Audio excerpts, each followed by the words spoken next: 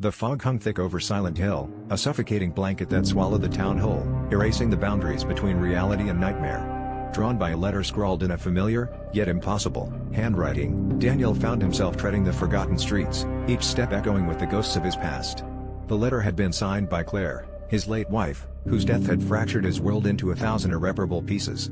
The words were a siren's call, promising answers or perhaps absolution, and so he came, hoping to find her among the mist, hoping to rid himself of the guilt that had become his shadow. The hospital loomed before him, its windows like hollow eyes, peering into his soul. Inside, the air was stale with decay, the corridors stretching endlessly into darkness. As Daniel wandered deeper, the walls seemed to pulse with a life of their own, whispering his sins back to him. Creatures emerged from the shadows, twisted mockeries of humanity, their forms reflecting the nightmares he carried within. A nurse, her face obscured by a veil of gauze, moved with a jerky, unnatural grace, her scalpel glinting with malice. Daniel's heart pounded as he fled through the labyrinthine halls, pursued by these manifestations of his deepest fears. Memories assailed him, vivid and relentless. The crash, the rain-slicked road, Claire's scream as the car spun out of control.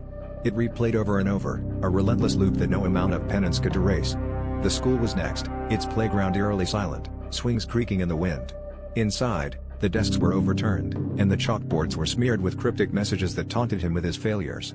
A child's laughter echoed through the corridors, drawing him deeper into the infernal maze, each step heavier than the last, burdened by the weight of his remorse. In the end, Daniel found himself at the edge of a fog-shrouded lake, the water still and black as obsidian. Claire stood there, or perhaps it was a reflection, her face serene yet unreachable.